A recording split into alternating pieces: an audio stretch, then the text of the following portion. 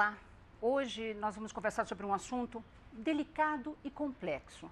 Finitude, como é que a gente lida com a questão da morte? E a gente não está muito preparado para isso. Por isso eu trouxe um especialista para conversar com a gente hoje aqui, é o Dr. Clóvis Francisco Constantino. Ele é pediatra, especialista em ética médica, é professor de ética da Universidade Federal de Santo Amaro, faz parte do Conselho Regional de Medicina de São Paulo e é vice-presidente da Sociedade Brasileira de Pediatria. Tudo bem? Tudo bem, como estão todos? Professor, nós não estamos mesmo acostumados a lidar com a morte e é importante a gente ter conhecimento sobre o tema. Muito importante, todos nós vamos enfrentá-la um dia. A morte biológica faz parte da nossa vida biológica e é preciso que nós conversemos sobre isso. E também entre os profissionais da saúde, que também não é levado a eles muita informação nesse sentido, como lidar com esse processo de morrer com os pacientes. E nós, cidadãos, também não temos esse hábito. Eu gostaria, então, se possível, que se o senhor pudesse definir para a gente entender minimamente o que é a chamada, ortotanásia, distanásia e eutanásia, que parece meio palavrão, assim, para a gente entender melhor. São terminologias derivadas do grego. Thanatos é morte. Então, são expressões que dizem respeito a processos relacionados à morte. Essas expressões, principalmente o termo eutanásia, foi usado pela primeira vez por Francis Bacon, alguns séculos atrás. E a eutanásia significa, do ponto de vista do termo, como a boa morte, uma morte tranquila, sem sofrimento, e ela significa acelerar o processo de morte. A eutanásia significa acelerar a morte, para diminuir sofrimento numa pessoa que está sofrendo muito. Ela é permitida em alguns poucos países e não permitida na grande maioria dos países. No Brasil? No Brasil, a eutanásia não é permitida. Quer dizer, você provocar, por razões humanitárias, a morte num paciente que está sofrendo muito, não é permitido. Então, é importante que a gente explique, que a gente converse mais um pouquinho sobre ortotanásia, que me parece que dentro da legislação do Brasil é permitida. Da legislação, ela é aceita. A ortotanásia é uma expressão utilizada que significa o seguinte: permitir-se que a pessoa morra sem sofrimento, sem que seja antecipado ou retardado o processo de morte dela. Quer dizer, nós não vamos produzir pelo aparato tecnológico que existe em assistência médica mais minutos ou horas de vida numa pessoa que está em processo de morte, provocando, consequentemente, mais sofrimento nela. Então, é permitir que a morte ocorra naturalmente. Isso é a ortotanásia. Doutor Clóvis, como que a gente, por exemplo, que tem um familiar, uma pessoa que a gente ama muito, está no hospital, doente, a gente procura esgotar todas as possibilidades de tratar, porque a gente não quer perder essa pessoa. Como é que a gente fica sabendo que essa hora chegou? Tem que confiar no médico, na equipe médica? Como é que é esse processo? É um relacionamento médico-paciente-família que se faz ao longo de todo o período de assistência médica a uma doença, a um paciente com uma doença grave, incurável, que chega no momento da terminalidade da sua vida. Então, isto é vivenciado pelas equipes de saúde, pelos médicos e pela família. E todos compreenderão quando chegou esse momento. Você sabe que eu, inclusive, tive um momento que eu precisei também, junto com a minha família, tomar essa decisão, meu pai teve câncer de pulmão, com metástase cerebral, fizemos todas as tentativas, até que chegou um momento que a morte era uma sentença, infelizmente já não era mais uma possibilidade. E, junto com o médico, nós tivemos que tomar essa decisão, por não prolongar a vida a qualquer preço, a qualquer custo. Exatamente.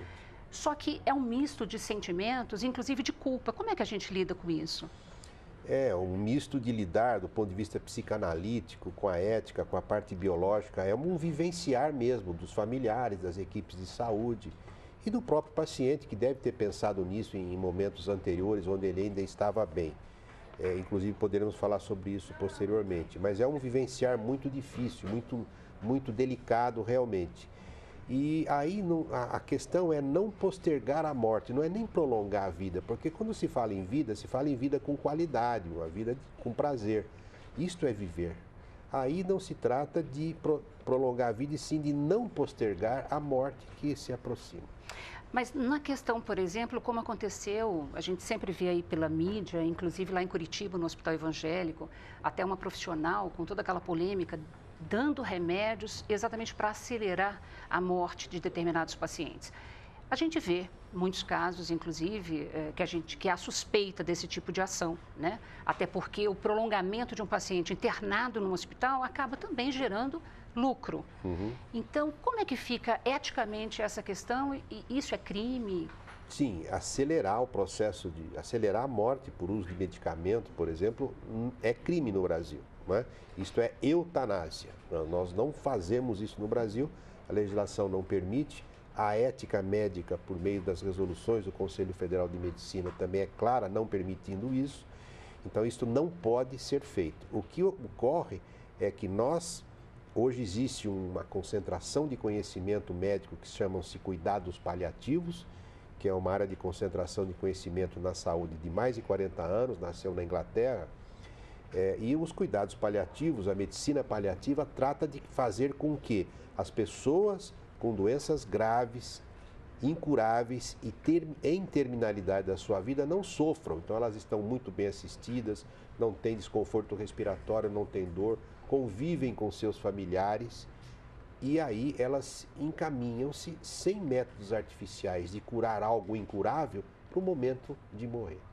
Inclusive, depois do advento e da especialização em cuidados paliativos no mundo, mesmo nos países onde se permite legalmente a eutanásia, e os pacientes antigamente pediam a eutanásia porque estavam sofrendo, agora com os cuidados paliativos, com as drogas que existem, com as condições de levar o paciente junto aos seus familiares, a eutanásia não tem sido mais tão solicitada pelos pacientes, mesmo em países onde ela é legal, porque as pessoas não sofrem e têm condição de conviver um pouco mais com a família. Ou seja, traduzindo um pouquinho desses cuidados paliativos, por exemplo, em relação à dor, porque tem determinados pacientes que sofrem de dor e hoje a gente tem condições de minimizar esse sofrimento, é isso? É absolutamente isto. Não é mais possível permitir que um paciente sofra, porque é possível evitar isso com os equipamentos e as substâncias e as drogas que existem. E mais importante do que isso é não deixar o paciente dentro de uma unidade de terapia intensiva para fazer algo que a tecnologia permite mantê-lo biologicamente vivo, sofrendo, mas longe da família. Nós deixamos a pessoa onde ela quiser, no quarto, em casa, com cuidados domiciliares, convivendo esses últimos momentos com a família, com drogas que não permitem que ela sofra. Infelizmente, doutor Clóvis, nós não temos, né, no Brasil, que é tão heterogêneo, né, todos os hospitais, todas as unidades de saúde realmente com equipamentos suficientes e com qualificação profissional suficiente para saber fazer esse diagnóstico, né, se o paciente realmente é terminal ou se ele ainda tem chance. Como é que o senhor, né, que lida com a questão da ética médica, da bioética, poderia ver essa questão e poderia aconselhar essa melhor capacitação, para que nós, leigos, possamos realmente acreditar e confiar na equipe profissional médica para nos assistir nessa decisão? Veja, as unidades de terapia intensiva nasceram antes das unidades de cuidados paliativos, bem antes, né? A tecnologia avançou muito, portanto, a terapia intensiva é hoje uma situação institucional das casas, dos hospitais, que conseguem fazer com que uma pessoa só morra com autorização do intensivista. Quer dizer, é possível manter uma pessoa biologicamente viva por muito tempo, mas à custa de muito sofrimento. A partir disso, começou a nascer os cuidados paliativos na Inglaterra nos anos 80, que produziu um conhecimento muito grande. E isto é um contraponto com a tecnologia. Apesar de haver tecnologia no cuidado paliativo, não é aquela tecnologia de manter artificialmente uma pessoa com funções vitais que não sabe nem o que está ocorrendo dentro da UTI. Então, isto é uma cultura que está se implantando, mesmo no Brasil, do ponto de vista de especialidade e área de atuação, A chamada medicina paliativa foi colocada agora recentemente, há 2, 3 anos, como área de atuação pelo Conselho Federal de Medicina. Portanto, é um assunto que está sendo difundido no território nacional. O brasileiro não tem essa cultura, né, de lidar com a morte, de aprender a lidar com essa questão da finitude. Seria importante, quer dizer, é importante a gente estar discutindo temas como esse e discutir muito mais em relação a essa questão? É muito importante, Lina, pelo seguinte: primeiro porque nós vamos ter que enfrentar esse momento, todos os seres humanos do planeta. Essa é a única certeza, né, que a gente tem. Essa é a única certeza da nossa morte biológica a um determinado dia. Então, nós deveríamos conversar muito sobre isso. E mais importante ainda é que as pessoas que vão assistir os pacientes nessas condições, num determinado dia, sejam treinados para isso. Então, médicos, enfermeiros e todos os outros profissionais da saúde devem ser treinados para lidar com esses momentos. E é o que nós estamos fazendo nos últimos anos, treinando pessoas. Já há vários centros de treinamento, residência, aqui no território nacional, que treinam os cuidados paliativos para justamente fazer com que essas pessoas não sofram. E isto hoje em dia está sendo também, havendo a contribuição da discussão sobre as diretivas antecipadas de vontade. Quer dizer, as pessoas, quando estão numa fase da vida boa ainda, como nós, podem deixar por escrito ou revelado a um parente próximo o que querem que faça com elas se um dia estiverem nessas condições. Isso é uma discussão também muito importante. Sem dúvida alguma, até porque, quer dizer, esse parecer, essa decisão familiar ou do paciente, vamos dizer que eu não tome essa medida preventiva, né? E aí sofro um acidente ou estou num estado de não consciência. A decisão da família, a decisão do médico tem que ser por escrito? Isso é um processo que exige uma burocracia ou não? Então, isso não está ainda legalizado em relação ao nosso Código Civil, certo? Isso está normatizado pelo Conselho Federal de Medicina no nosso país. Mas o Código Civil ainda não encampou essa possibilidade rápida, necessidade rápida de legalização. Deverá fazê-lo, mas com a lentidão que o Congresso Nacional sempre trata esses problemas. A evolução da ciência médica é muito mais rápida do que o direito, do que a legislação, sempre é assim.